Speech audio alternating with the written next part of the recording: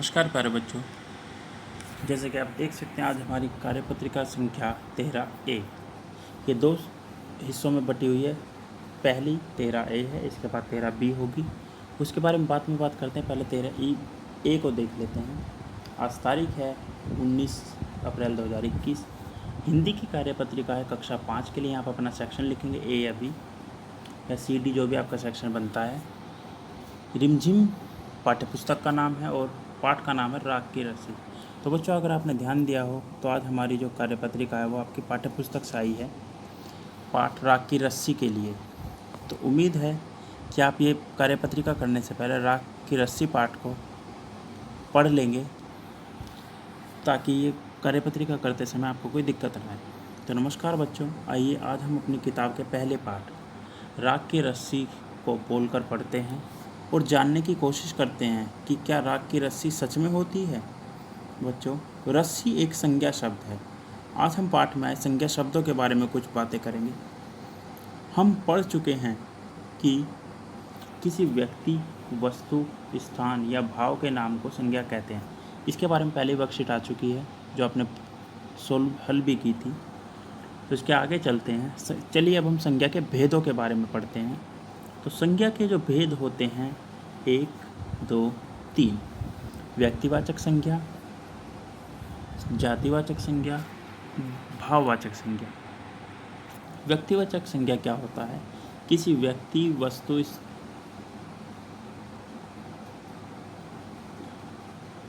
जब किसी का नाम आता है तो वो क्या होता है? वो व्यक्तिवाचक संज्ञा होती है। जैसे मोहन,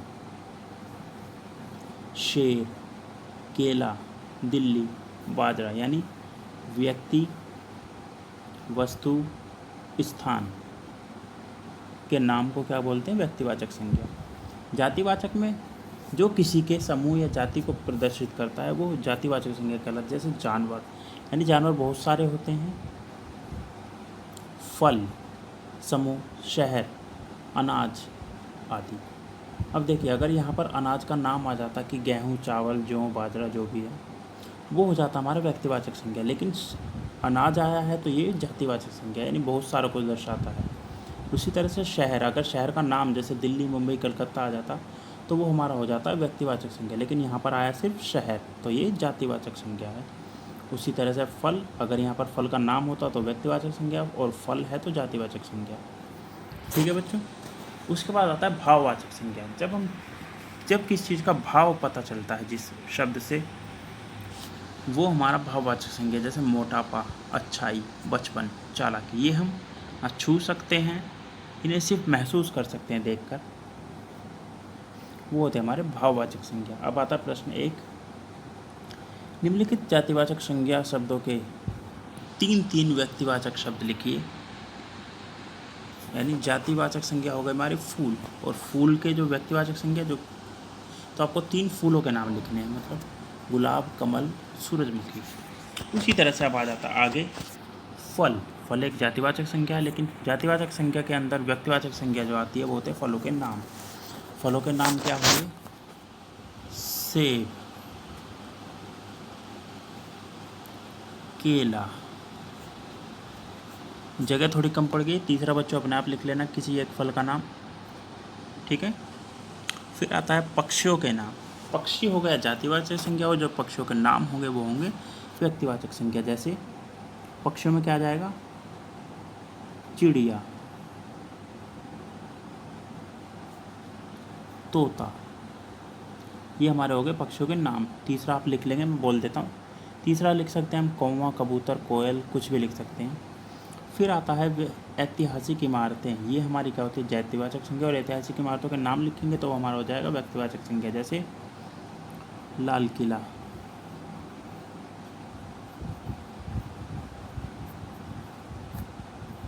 ठीक है बच्चों। उसी तरह से 2 और नाम लिखने हैं किसी ऐतिहासिक इमारतों के। जैसे कुतुब मीनार, लाल किला हमने यहाँ पहले ही लिख दिया हुआ है, ताजमहल, और भी नाम आ सकते हैं। आपको यहाँ पर 3 लिखने हैं, सिर्फ 1 लिख चुका हूँ, 2 और लिखने हैं।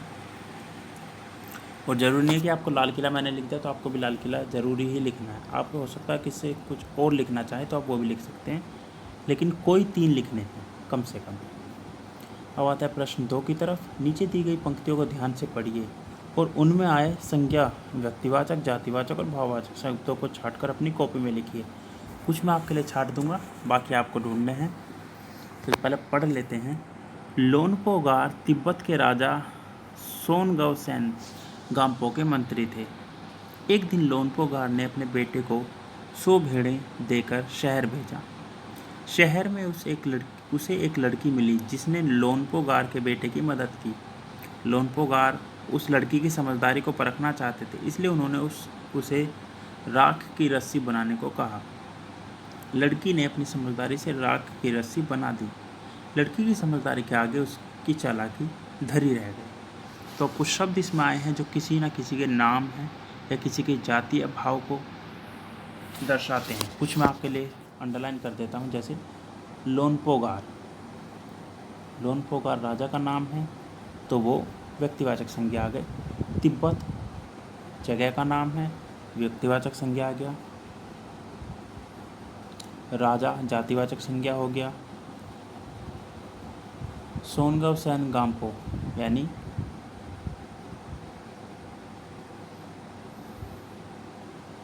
सोनगवसेन गाम्पो राजा का नाम है, तो ये भी व्यक्तिवाचक संज्ञा हो गया। मंत्री थे, ये जातिवाचक संज्ञा हो गया। उसी तरह से और भी आएंगे, जैसे अब यहाँ पर व्यक्तिवाचक जातिवाचक और हो गया। अब कुछ भाववाचक देख लेते हैं, जैसे समझदारी, चालाकी, ये भाववाचक संज्ञाएं हैं। इसी तरह से आपको और भी इसमें मिलेंगे, आपको वो सभी छांट कर अपनी कॉपी में लिखने हैं। किसी व्यक्ति, वस्तु, स्थान, भाव, किसी का भी नाम हो, किसी जाति का नाम हो, समूह का नाम हो, वो भी आपको अपनी कॉपी में लिखना, वो सभी संज्ञा कहलाएंगे। ये वर्कशीट या कार्यपत्रिका यहीं पर समाप्त होती है। पहला भाग अभिभावकों के लिए सुझाव है कि अपने आसपास की वस्तुओं, व्यक्तियों के नाम बोलिए व बच्चों से खेल खेल में पूछिए कि ये नाम जातिवाचक संज्ञा है या व्यक्तिवाचक संज्ञा है। ठीक है। इसी के साथ अपने हाथों को साबुन में पानी से नियमित रूप से धोइए ताकि आप और आपका परिवार सुरक्षित रहे कोरोना से। चलिए चलते हैं इस कार्यपत्रिका के भाग 2 की तरफ, जो कि है भाग 13B, यानी कार्यपत्रिका 13B। नमस्कार प्यारे बच्चों। तो अब हम आ जाते हैं कार्यपत्रिका यानी वर्कशीट नंबर 13B की तरफ। EVS की वर्कशीट है, ये भी EVS की बुक से ली गई है। तो यहाँ पे आपको ये करने से पहले आपको इस यूनिट को पढ़ना होगा।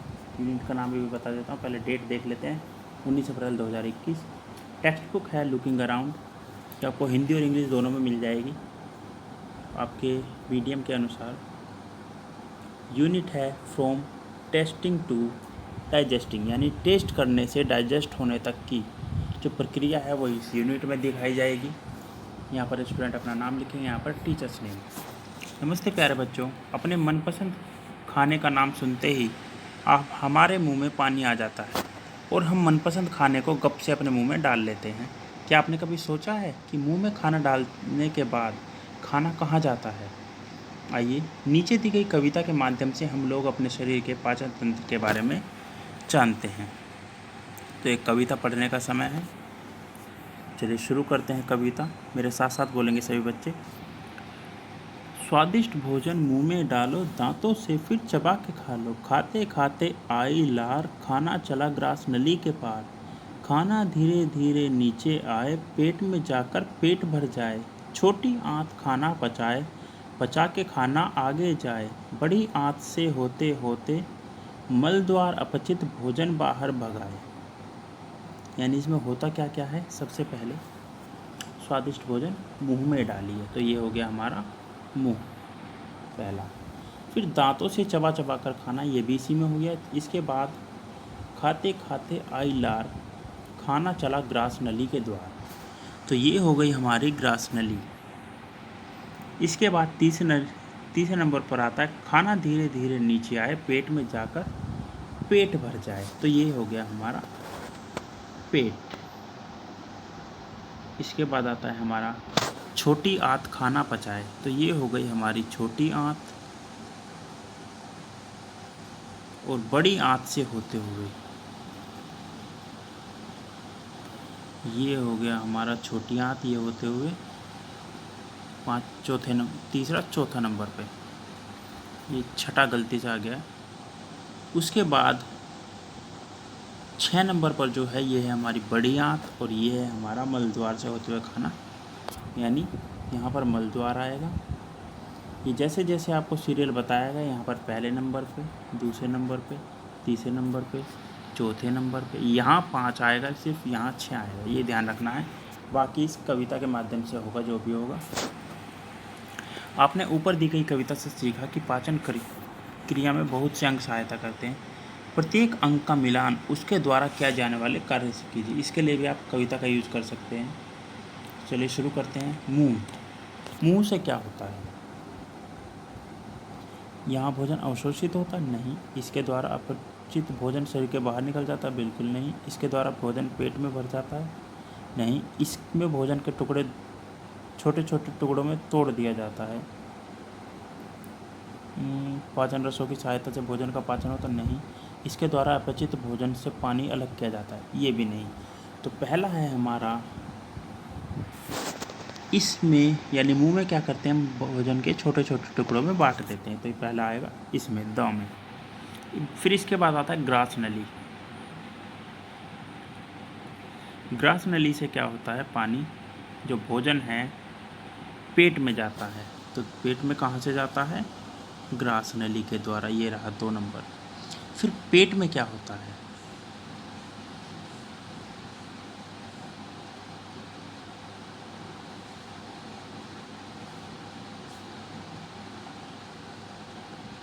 पेट के बारे में बाद में देखेंगे, छोटी आंत, बड़ी आंत और मलद्वार।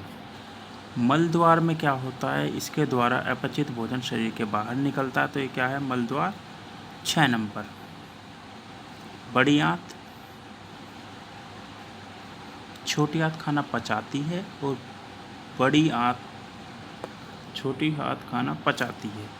पचाना कहाँ है, ये रहा ई में आएगा नंबर 4 और बचा है हमारे 2, यानी पेट और बड़ी आंत। अब देखिए यहाँ भोजन अवशोषित होता है या फिर इसके द्वारा अपचित भोजन से पानी अलग किया जाता है, तो पेट हमारा आ जाएगा 5वें नंबर पर, यहाँ पर नहीं, 5 नहीं, 3 नंबर।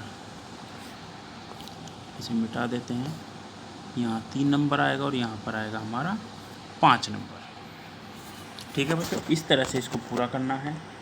बच्चों जब हम कहते हैं कि हमारे मनपसंद खाने को देखकर हमारे मुंह में पानी आ गया, तो क्या आप जानते हैं उस पानी को क्या कहते हैं?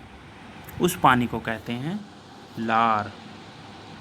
यही लार हमारे भोजन को नम करने में सहायता करती है, यानी सॉफ्ट बनाती है लार हमारे भोजन को।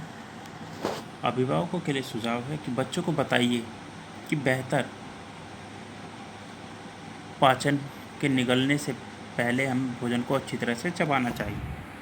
चबाने से क्या होगा, हमारा जो भोजन के टुकड़े हैं वो छोटे छोटे हो जाएंगे और भोजन आसानी से पेट से होते हुए आंतों में जाएगा और हजम होते हुए जाएगा। तो बच्चों आज की वर्कशीट में इतना ही। कोविड से बचने के लिए सोशल डिस्टेंसिंग का पालन कीजिए और 6 फीट या 2 गज की दूरी बनाए रखिए बाहर कहीं जाते समय। आज की वर्कशीट वीडियो में इतना ही। मिलते हैं अगली वीडियो में अगली वर्कशीट के साथ। धन्यवाद।